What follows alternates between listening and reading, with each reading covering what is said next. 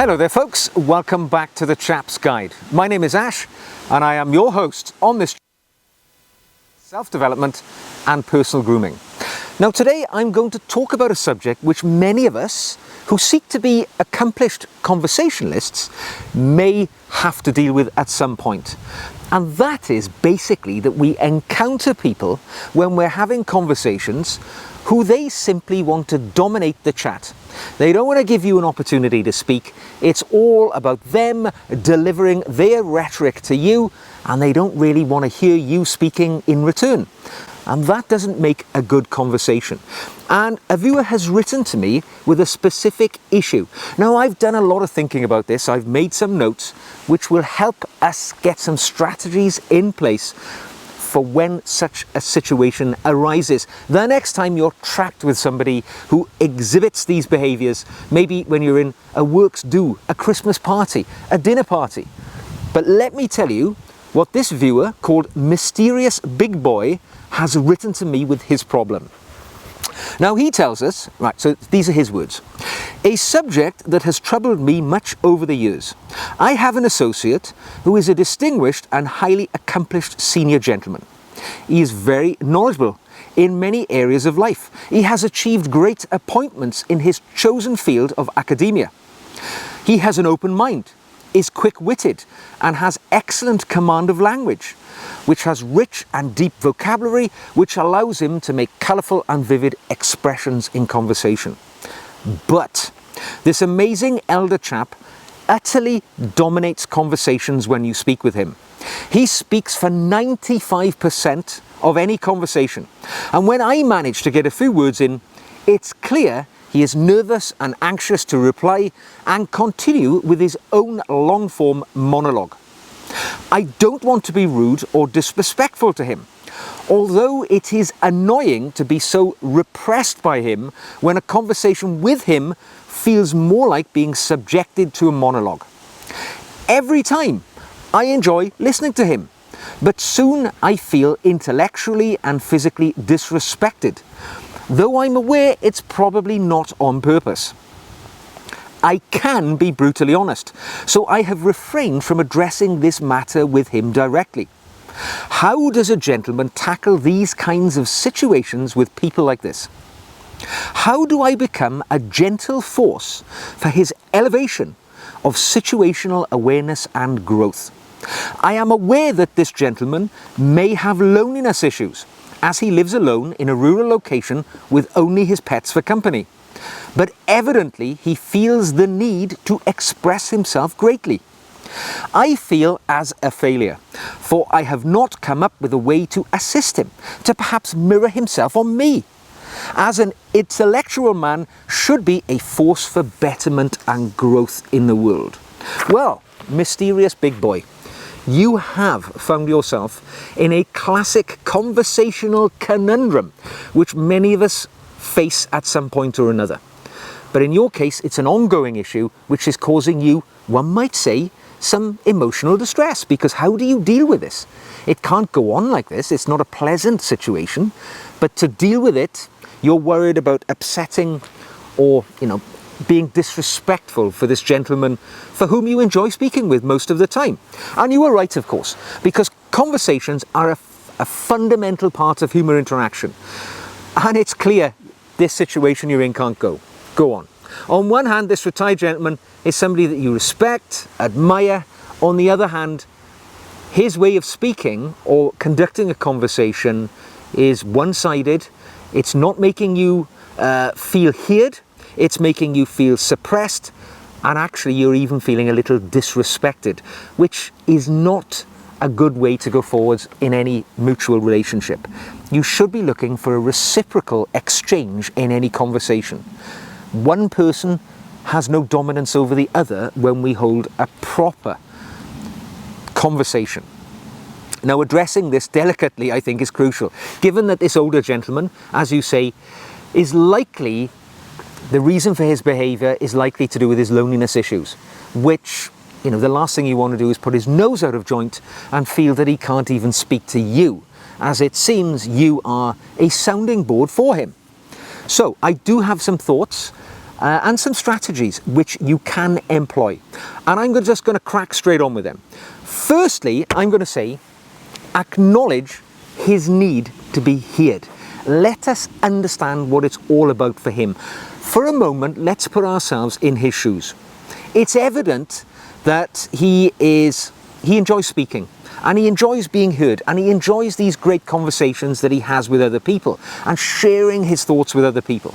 However, the problem is that his tendency to monopolize these conversations most likely stems from a deep need for conversation, and one might even say companionship. And if we acknowledge that's the reason why he's behaving like this, that this is an internal desire for him, which is probably stemming from profound isolation and loneliness. If he's an older person living on his own, isolated from others, maybe not even having neighbours, only having, I don't know, cat and a dog to talk to, it can be very difficult because he's seeking stimulating intellectual exchange and he can't find that. And it can be a profoundly wounding experience. I mean, I know I've been involved for a large part of my the last 2 decades in charity work which involves older people, and the impact of loneliness and isolation upon them is profound, and it can have life-shortening consequences. So when we get this into our head, okay, let's get a picture of what this is all about. Our awareness and acceptance of his situation allows us to approach this perhaps with a fair dose of empathy. And if we can get that into our heads, it's not about, constructive criticism about the guy. It's not about correcting his behavior. It's about us nudging him to have perhaps greater social intelligence so that he can understand situations a little better. That's my first step. We're first of all acknowledging his need, understanding where this comes from, and then where we go forward from here, we can put some strategies in place which can help. Now these strategies I've thought about, they're in descending or ascending levels of interventionism, all right? So basically they're going to be quite light touch, moving to a bit more of a firm touch as we go along. Now my first thought here is going to be, let's use conversation in our favour as a weapon. Let's find those natural pauses which he has in his monologue and use those to interject ourselves, right? Because, when you're dealing with a long-winded person who's treating you as if you're, he's on transmit and you should be just stood there on receive of the message, this is probably a good way to do it, because he's going to have to take breath. He's going to have to pause for a moment, as I just did, to collect one's thoughts, to swallow, to get ready to start speaking again. And it's in those little sections of the conversation where you can politely interject and perhaps put a little wedge into the conversation and get your voice being heard. Because the chances are, right, he doesn't realize that he is dominating these conversations. And this simple technique can help. So you can do things by saying, and I've got an example here, just say, as he breaks in his conversation to think or collect his thoughts or get ready to speak again, say, that's really interesting. Perhaps I can add something here. Now, it's really difficult for him to steamroller you and say, no, sorry, I just want to keep talking. He really does need to allow you to speak. You could say, I'd love to share a thought on something you've just said, if I may. Again, you're politely wedging yourself in there, getting ready. You could say, you bring up a fascinating point. It reminds me of something I've been thinking about. And again, you have to speak quickly, decisively, powerfully, to let him know, I want to speak here. Take your finger off the transmit button of the walkie-talkie. It's time for me to press the button down on my walkie-talkie and let me transmit and you receive for a moment. By doing this, you're not interrupting him, right? It's a natural break of the conversation. You're not aggressively sort of forcing your way into the conversation, which one might consider to be impolite.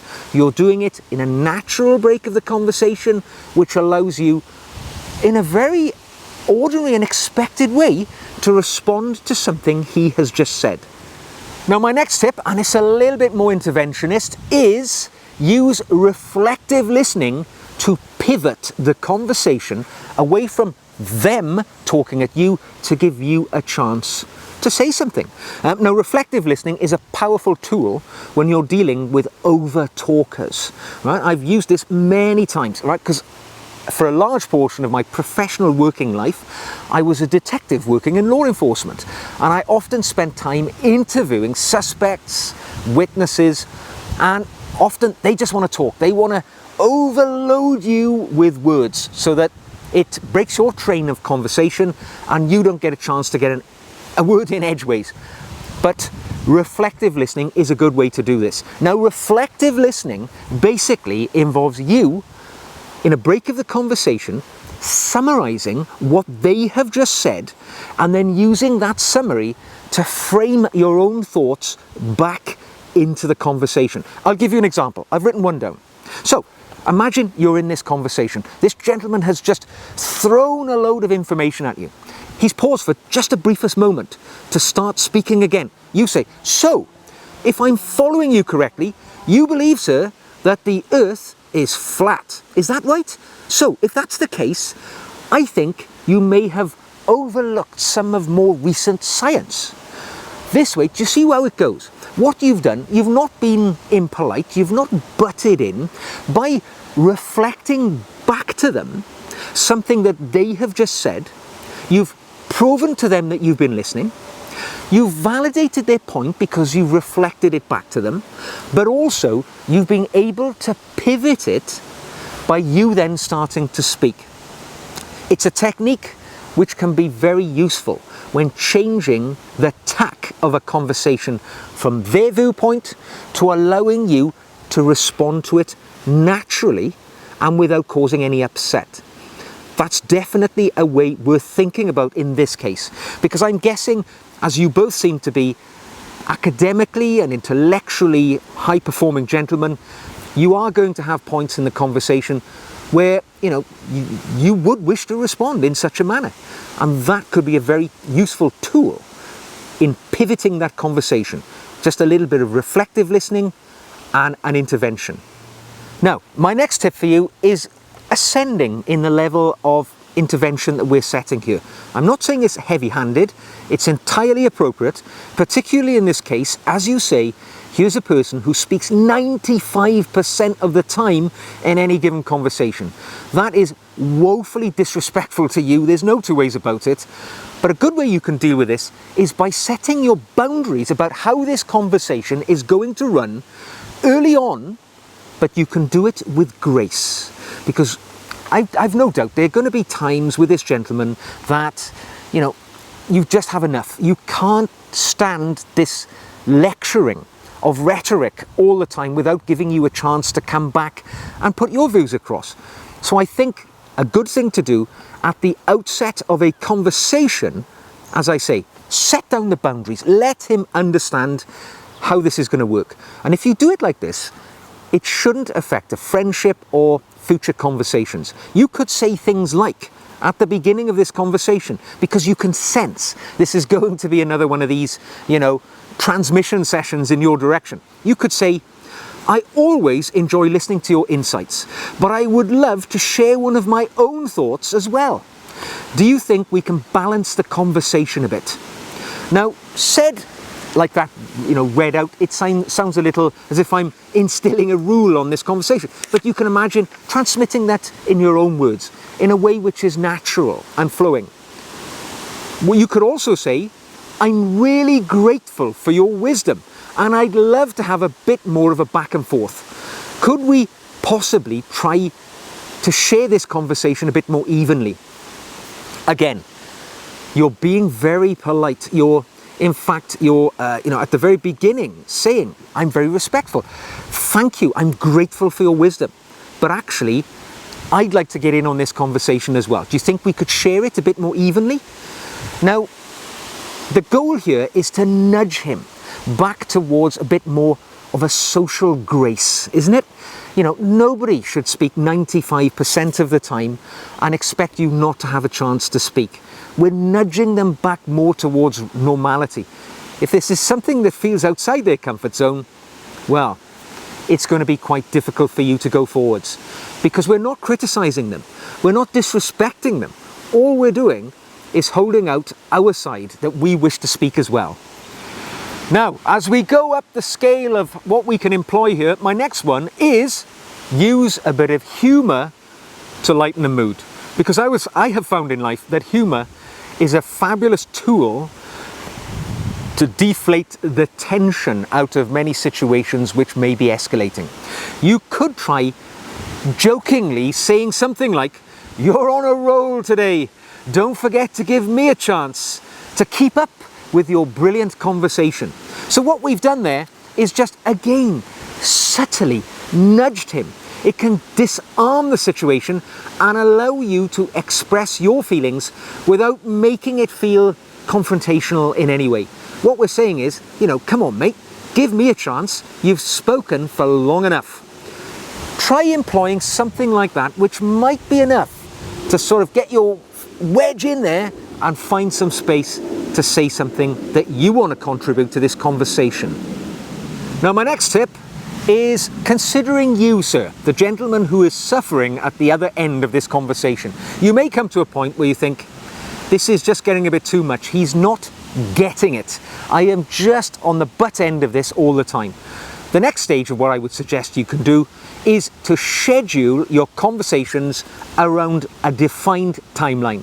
So when you meet this gentleman, maybe you're meeting him in a coffee shop, maybe just on the street, whatever your situation would dictate. And the length and the imbalance of these conversations, you've said, has been emotionally draining for you, physically draining for you. It's not something you want to go on with over great periods of time. What I suggest that you do is when you meet him, maybe it's an impromptu meeting in the street, and he's just going to use this as an opportunity to talk at you for an hour. You've just got to set down the timeline at the very beginning. You can say something like, look, I've got half an hour free.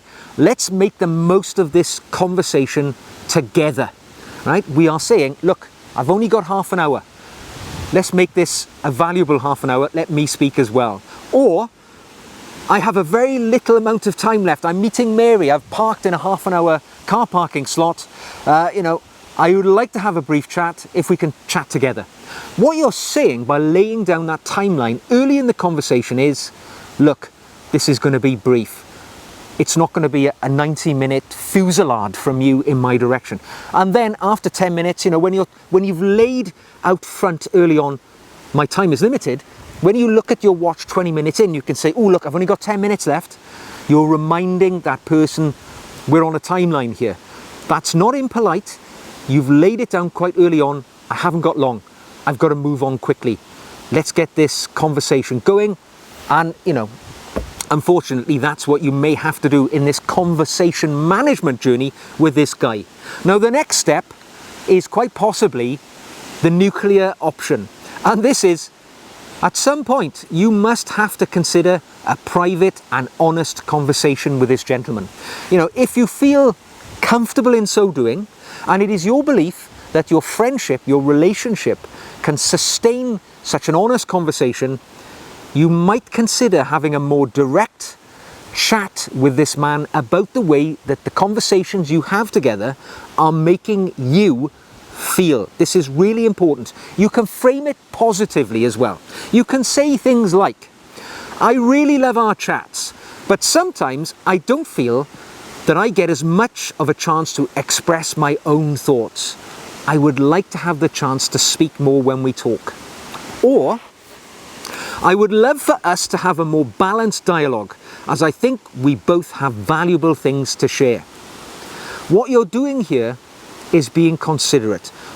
It's a candid conversation with somebody, but you're doing so again in a very respectful situation. And you are doing the classic. You are using I statements. I think I would like to have more of an opportunity to speak here. I would like to have more of a balance. I think I've got valuable things to contribute. You're using I. When you use I, it implies the onus is on you. You're not focusing upon them. You're not criticizing them. You're not correcting their behavior. You're saying, this is what I would like. And often that can be a useful way of putting your point across without putting somebody else's nose out of joint. But this might be the last step that you can take by actually confronting it and saying, you know, look, we need to have a chat. I am not enjoying these conversations because I don't think you are giving me enough chance to put my point across. Do you realise that when we speak, you speak 95% of the time, and that is not a conversation, it is a lecture. And I think I've got important things to say. But I would suggest only having such a frank conversation if in your knowledge of this person, you're sure that your relationship is strong enough for you to have that level of candid conversation. And finally, my last tip, number 8 in fact, the 8th tip I'm going to give you today is be compassionate and be accepting of the situation. It's important to realise that this older chap, as you say, is somewhat isolated. He may not have the opportunities to engage with people quite often. And I've seen this so many times with elder citizens. They lose their social graces when they're not regularly in the company of others, and they lose the ability to spot those social cues which most of us would recognise, perhaps when we're over-talking others, when we're speaking too much in a conversation. It's time for us to shut up and let the other person talk. People, as they get older, they become, and I don't mean this in any negative way, a little bit more self-centred. Because they've been around a long time. They suddenly believe that they are the centre of their universe. And that may be what's the case. He may not have many opportunities to interact with other people. And he has lost those social graces which many of the rest of us just take for granted. I would say employ some of the ideas and strategies that I've suggested today, which will hopefully nudge him back more onto the rails of being much more socially appropriate when having conversations. And if not, turn the dial up, keep going up, you know, and do the things that we've suggested here today. I'm sure that you can employ that and go forwards and navigate the situation with grace as needed. And I wish you all the very well, mysterious big boy. Well, I hope you've enjoyed today's conversation. If you have, like the video, subscribe for more. Don't forget, you can drop me a question, just as Mysterious Big Boy did, by leaving me a comment, or even better, drop me an email. It comes to me personally, and it doesn't get seen by anybody other than me when you do that. If you'd like to support the channel, you could buy me a coffee, it's a one-off thing, or you can become a patron. And for a tiny amount of money each month, you can benefit from the additional videos which I make each and every week for my subscribers, who are, in essence, members of my extended family. So until the next time, be conscious when you have a conversation. Give other people a chance to speak, and you won't have to have these policies and strategies employed against you. So until the next time, take care, and I'll see you again very soon.